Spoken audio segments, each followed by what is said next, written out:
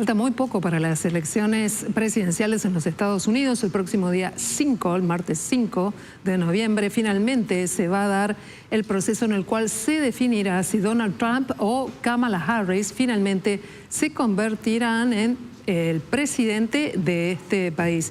Nosotros vamos a ir observando qué ocurre con este proceso. Por eso esta noche invitamos aquí a Noticias a las 20:30 a Alberto Arévalos, que es sociólogo y consultor político y en comunicación, y en estos momentos se encuentra en Miami, en los Estados Unidos. Hola Alberto, buenas noches, gracias por atendernos. ¿Cómo estás? Hola, buenas noches, ¿cómo están? Bien, muy bien. ¿Cómo se vive la previa de esta gran elección del próximo día 5? La verdad es con mucho nerviosismo y mucho susto. ¿Susto? De ambas partes. Ajá.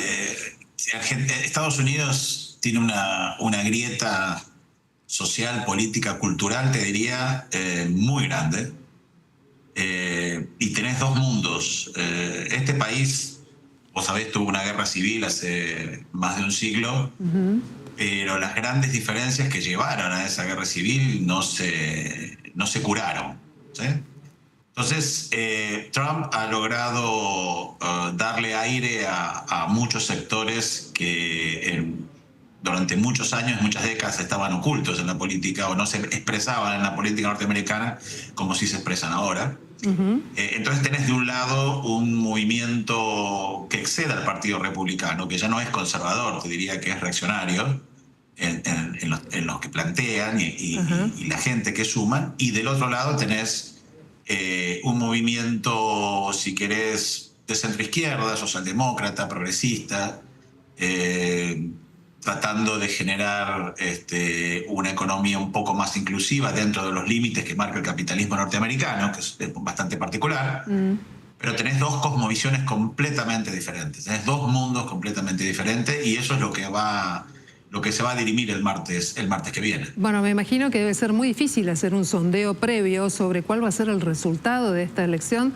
Me llamó mucho la atención el uso de la palabra susto, ¿no? Y sobre este proceso. ¿Se puede trabajar con encuestas previas que anticipen cuál puede ser el resultado? Mira, desde hace muchos años, te diría desde el Brexit, las encuestas vienen fallando en todos lados. Los modelos que se usan y que se tratan de ir adaptando y que son a partir de presunciones que se hacen después de los resultados. Yo estaba escuchando otro día que de cada 50.000 llamadas apenas contestan 500. Claro. ¿Y quiénes son esos 500 que contestan? ¿Cómo sopesás quiénes son en función de poder representar una sociedad? Entonces es muy probable que el martes haya una sorpresa en un sentido o en otro. Alberto, hace 2 años, sí, decime. Te quería consultar, ¿qué estados tenemos que mirar el martes por la noche para saber quién puede llegar a la Casa Blanca? ¿Cuáles son los estados claves? Pensilvania, Georgia, Wisconsin serían los más claves. Pensilvania sobre todo. También hay que echar un poquito la mirada en Arizona y un poquito en Nevada, pero Georgia y Pensilvania son los que van a terminar definiendo. Esa es la otra cosa en Estados Unidos. El presidente no es el que gana la mayor cantidad de votos, sino que gana la mayor cantidad de votos electorales. Donald Trump nunca ganó la mayoría del voto popular, pero puede ganar el colegio electoral. Entonces también tenés esa característica de la democracia estadounidense, donde la mayoría no elige necesariamente al presidente. Sí.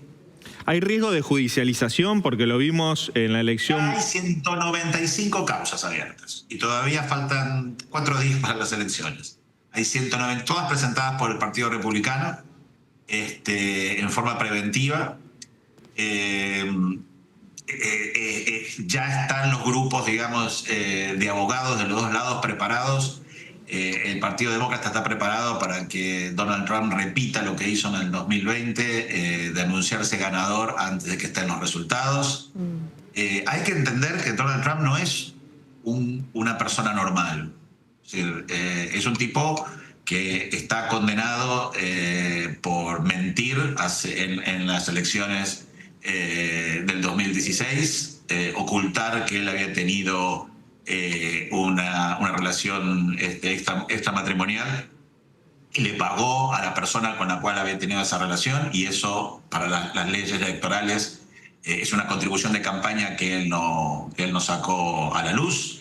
Está condenado por el intento de violación de una mujer en un vestidor de una tienda, y tiene otras tres causas federales abiertas. Alberto, hay una cuestión que... Hay que entender que él es capaz de hacer cualquier cosa el martes, como lo hizo el 6 de enero del 2020 cuando intentó un golpe de Estado para... Bueno, perdón.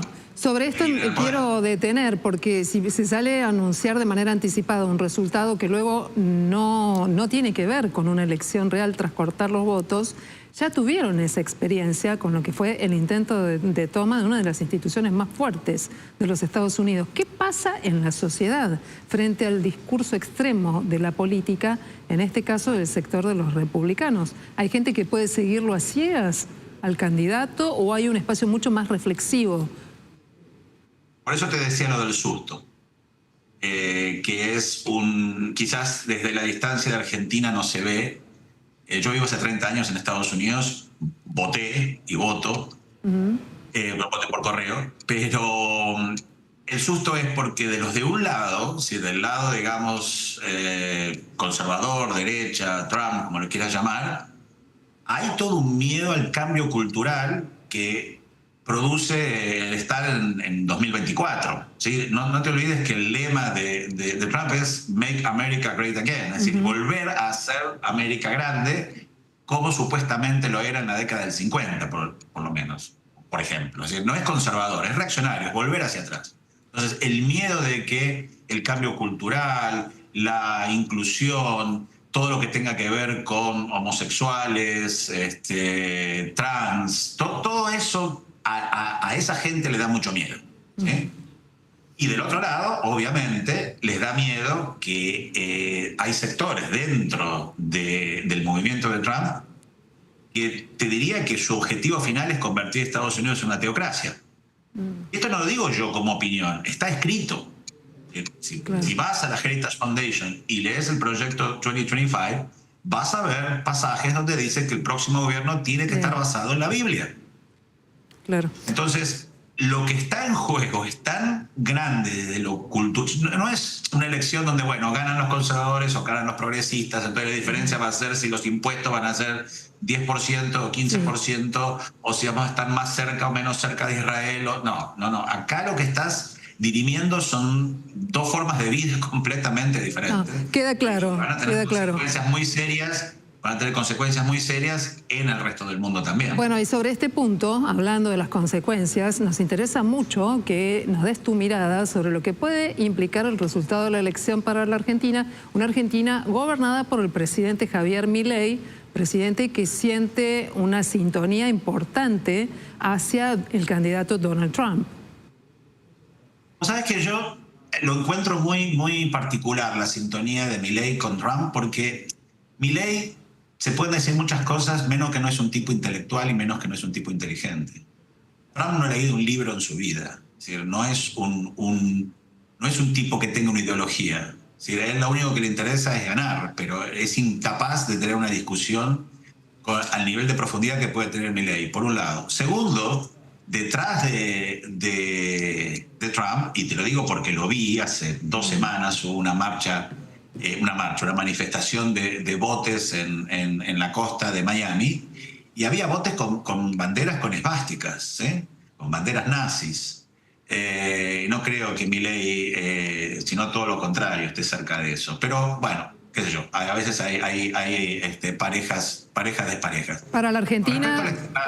Con respecto a la Argentina, yo estoy totalmente de acuerdo con lo que decía la señora en ese breve que estaba antes de esta charla. Para Argentina no va a haber cambios, es decir, ni en un sentido o en otro. Los números y los dólares son exactamente iguales para demócratas y republicanos, y sí, puede haber más fotos y lo puede recibir más veces uno que otro en la Casa Blanca, pero eso no va a cambiar en lo más mínimo lo que tenga que ver con el apoyo financiero o económico que pueda tener Estados Unidos para con Argentina. Muy bien. En absoluto. Alberto Arévalos, te agradecemos. Los que tienen que preocuparse son los ucranianos, por ejemplo, si gana Trump. ¿Por qué? Y los palestinos, por supuesto. Ajá. Bueno, vamos a seguir este proceso que es apasionante, por supuesto. No es una lección más como vos la acabas de describir. Muchos temas para pensar, así es que te agradecemos que esta noche hayas estado junto a nosotros. Es Alberto Arévalos, que es sociólogo, consultor político, además. Está viviendo en Miami, en los Estados Unidos, y viviendo evidentemente con mucho vértigo todo lo que va a ocurrir este próximo martes en el momento decisorio de la elección presidencial. Muchísimas gracias. No, gracias a ustedes.